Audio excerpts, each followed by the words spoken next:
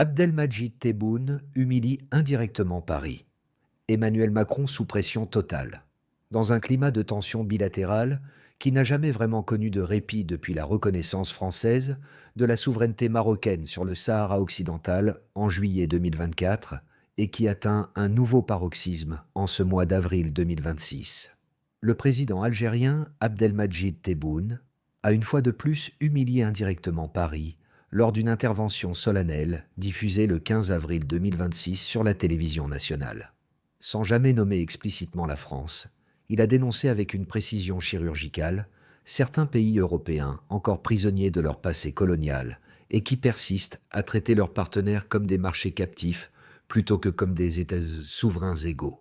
Une formule qui a été immédiatement décryptée par l'ensemble des chancelleries et des médias comme une flèche empoisonnée directement dirigée contre Emmanuel Macron et son gouvernement, accusé de continuer à exercer un chantage migratoire, économique et diplomatique sur Alger. Cette sortie présidentielle intervient quelques jours seulement après le retour discret de l'ambassadeur français à Alger, suite aux appels au dialogue de mars et avril 2025.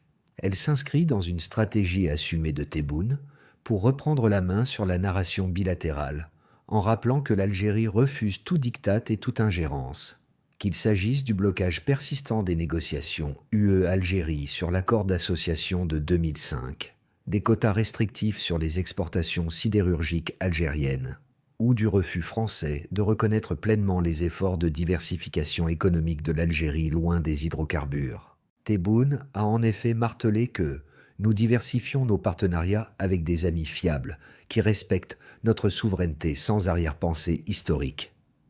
Une phrase qui vise clairement à mettre en lumière les accords pharaoniques signés récemment avec la Chine, la Turquie et l'Italie, notamment le méga-projet de raffinerie sino-algérienne à Hassi Messaoud, et les contrats gaziers avec Rome qui contournent délibérément les intérêts français de Total Energies, tout en accentuant la pression sur Paris qui voit ses entreprises implantées en Algérie menacées par cette réorientation stratégique. Cette humiliation indirecte place Emmanuel Macron sous une pression totale, car elle intervient au pire moment pour l'Élysée, déjà fragilisé par les débats intérieurs sur l'immigration et la sécurité après l'attaque de Mulhouse, en février 2025, perpétrée par un Algérien en situation irrégulière, et par les critiques virulentes de l'opposition française, qui accuse le président français de faiblesse face à Alger, après les rappels d'ambassadeurs et les expulsions croisées d'avril 2025.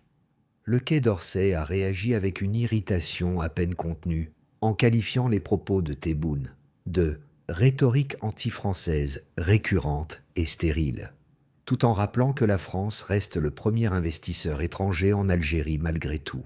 Mais les observateurs indépendants, comme ceux du think tank IRIS ou du Maghreb émergent, y voient une manœuvre calculée de Tebboune pour consolider son image de leader souverainiste intransigeant auprès d'une opinion publique algérienne, toujours sensible à la mémoire coloniale, et pour forcer Macron à des concessions sur les visas, les accords de 1968 et la coopération sécuritaire, sans que Paris puisse riposter frontalement sans risquer une escalade incontrôlable. Sur le plan intérieur, cette intervention renforce la position de Tebboune face à une opposition divisée qui, tout en critiquant parfois le risque d'isolement économique, salue unanimement la fermeté présidentielle contre l'arrogance post-coloniale française. Tandis que du côté français, les médias comme Le Figaro ou Le Monde parlent d'un nouveau camouflet pour Macron. Contraint à la défensive et obligé de multiplier les appels à la raison via son ministre des Affaires étrangères, Jean-Noël Barrot, sans parvenir à masquer la perte d'influence de Paris dans le Maghreb face à la montée en puissance des partenariats algéro-turcs, algéro-chinois et algéro-russes.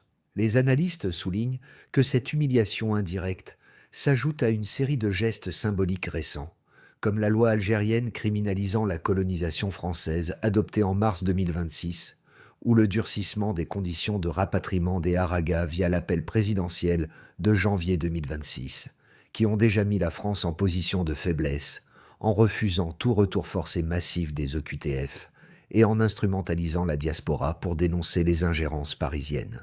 Face à cette pression totale, Macron se retrouve piégé entre son discours de « nouvelle ère », des relations algéro-françaises, promis en 2022, et la réalité d'un bras de fer où Alger impose désormais ses règles, en diversifiant ses alliances et en refusant toute concession sur les dossiers souverains comme le Sahara, où la France est accusée d'avoir trahi l'équilibre régional en faveur du Maroc. Les réactions internationales restent prudentes, avec l'Union européenne observant de loin cette nouvelle crispation qui pourrait compliquer les négociations commerciales, tandis que les États-Unis et la Russie s'alunagent discrètement la souveraineté algérienne retrouvée, ce qui isole un peu plus Paris sur la scène méditerranéenne.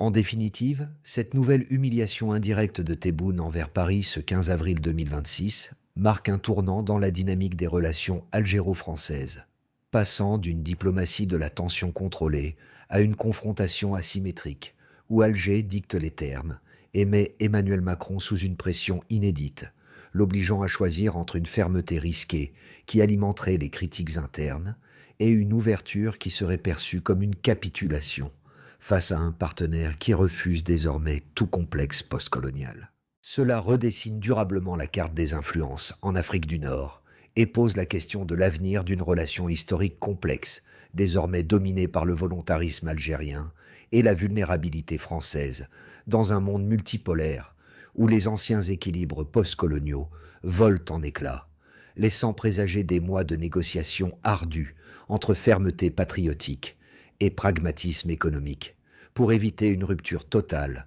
aux conséquences imprévisibles pour les deux rives de la Méditerranée. La relation entre le président algérien Abdelmadjid Tebboune et son homologue français Emmanuel Macron demeure l'une des plus complexes et volatiles du paysage diplomatique méditerranéen.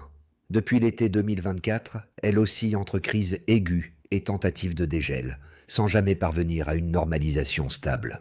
Le principal déclencheur de la tension persistante reste la décision française de juillet 2024 de reconnaître le plan d'autonomie marocain comme seule base réaliste pour résoudre le conflit au Sahara occidental. Alger y a perçu une trahison stratégique et une ingérence directe dans son environnement régional, entraînant le rappel de son ambassadeur à Paris, des expulsions mutuelles de diplomates et une suspension partielle de la coopération sécuritaire et judiciaire. Les contentieux se sont ensuite multipliés. Le refus algérien d'exécuter massivement les OQTF, obligation de quitter le territoire français, a fortement irrité Paris, d'autant plus après l'attentat de Mulhouse, en février 2025, commis par un Algérien en situation irrégulière. L'affaire de l'écrivain franco-algérien Boualem Sansal, arrêté puis gracié, a également alimenté les polémiques, notamment lorsque l'extrême droite française l'a instrumentalisé pour dénoncer une supposée dictature à Alger. Ces épisodes ont conduit à un bras de fer migratoire, avec des menaces françaises de révision de l'accord de 1968 sur la circulation des personnes et des accusations algériennes d'ingérence et de chantage. Malgré ces frictions, des signaux d'apaisement ont émergé en 2025 et début 2026. Un entretien téléphonique, franc et amical, entre les deux présidents le 31 mars 2025, jour de l'Aïd el-Fitr, a permis de relancer le dialogue et de reprendre la coopération sécuritaire. La visite du ministre français de l'Intérieur Laurent Nunez à Alger en février 2026, suivie d'échanges entre les ministres des Affaires étrangères Jean-Noël Barrot et Ahmed Attaf en mars 2026, a confirmé une volonté mutuelle de désescalade.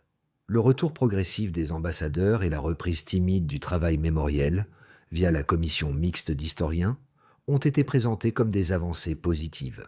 C'est dans ce contexte fragile qu'interviennent les déclarations de Tebboune, souvent interprétées comme des humiliations indirectes. Sans nommer explicitement la France, il dénonce régulièrement certains pays européens encore prisonniers de leur passé colonial, qui traitent leurs partenaires comme des marchés captifs. Ces formules visent à souligner le refus algérien de tout diktat sur les questions migratoires, économiques, renégociation de l'accord d'association UE-Algérie de 2005, quotas sidérurgiques, ou stratégiques, Sahara. Elle s'accompagne d'une diversification assumée des partenariats vers la Chine, la Turquie, l'Italie et la Russie, ce qui accentue la pression sur les intérêts français, Total Energies, Renault. Cette posture souverainiste renforce l'image intérieure de Tebboune, comme défenseur intransigeant de la dignité nationale. particulièrement auprès d'une opinion publique sensible à la mémoire coloniale. La loi algérienne criminalisant la colonisation française, adoptée en mars 2026, s'inscrit dans cette même logique, même si sa version finale a été amendée pour éviter une escalade inutile. Du côté français, Macron se retrouve souvent en position défensive, contraint de concilier son discours de relations apaisées avec la nécessité d'obtenir des résultats concrets sur la migration, la sécurité et les investissements. Les médias et l'opposition en France parlent régulièrement de camoufler ou de perte d'influence dans le Maghreb. En avril 2026, la situation reste donc dans un équilibre précaire. Ni rupture explosive, ni réconciliation sincère. Les deux capitales semblent conscientes des coûts mutuels d'une confrontation prolongée, pour Alger sur le plan économique et migratoire, pour Paris sur les questions sécuritaires et énergétiques. Pourtant, le poids persistant du passé colonial, le contentieux saharien et les impératifs de politique intérieure, nationalisme en Algérie, débat sur l'immigration en France, rendent toute normalisation profonde incertaine. La défiance de Tebboune envers Macron s'apparente davantage à une stratégie de négociation dure qu'à un défi frontal définitif. Elle vise à imposer un rapport de force plus équilibré dans une relation historiquement asymétrique. Cette dynamique illustre les limites d'une diplomatie bilatérale encore prisonnière de son histoire lourde. Chaque geste d'ouverture reste conditionné par des calculs géopolitiques, des considérations énergétiques et des contraintes domestiques. Dans un monde multipolaire où l'Algérie affirme sa souveraineté et où la France cherche à préserver son influence en Méditerranée, la relation algéro-française continue d'évoluer entre tensions latentes et pragmatisme contraint, sans que l'on puisse encore discerner un horizon clair de réconciliation durable.